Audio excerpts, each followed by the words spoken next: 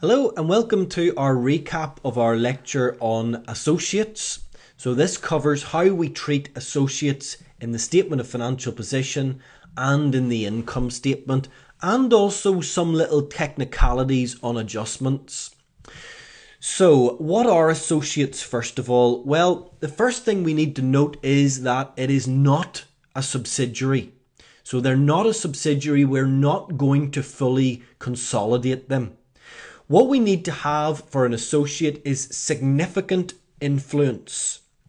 Now, do note that significant influence is the power to affect operating policy and financial policy, but it is not control. If you have control, you must consolidate it as a subsidiary. So what would indicate significant influence rather than control? Well, remember, it's assumed at a 20% holding. That would give you significant influence. Between 20% and 50% holding is an associate.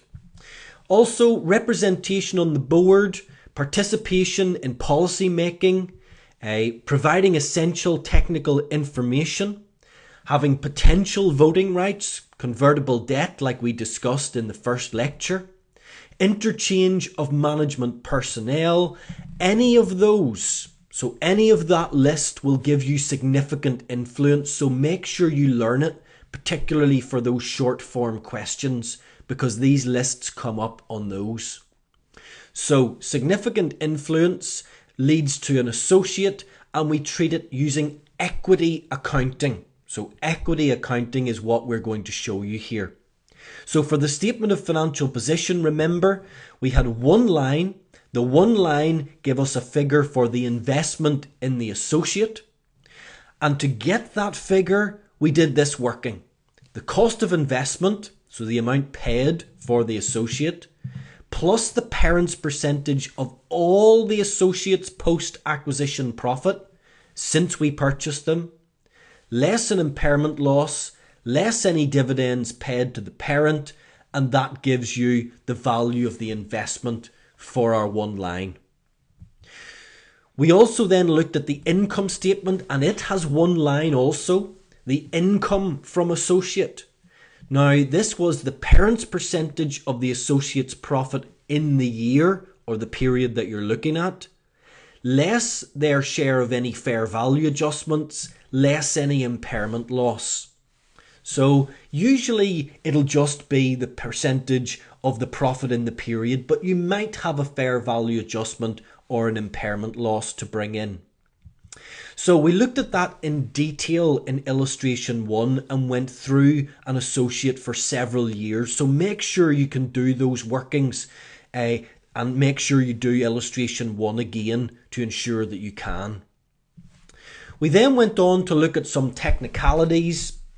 We mentioned that other comprehensive income of the associate would need to be brought into the group financial statements, so the parent's percentage of that would come in. And there may be perps between the parent and the associate. Now, the calculation would be the same as we do for a subsidiary, except we only do the group percentage of the perp. So same calculation for a perp times the group percentage, and then do this treatment. If the sales were from the parent to the associate, we debit retained earnings, credit investment in associate. If the sales were from the associate to the parent, well then we debit retained earnings, credit group inventory.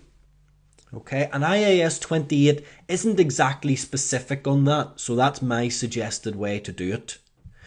So illustration 2 looked at this. We did some calculations to make sure we could do that treatment. So go back and look at it if you're not sure. Do note also that the sales and purchases between the two remain, even though we strip out the perps if there are any, and there's no elimination of current accounts between the associate and the parent. Also, we may have to account for fair value adjustments in the same way as a subsidiary.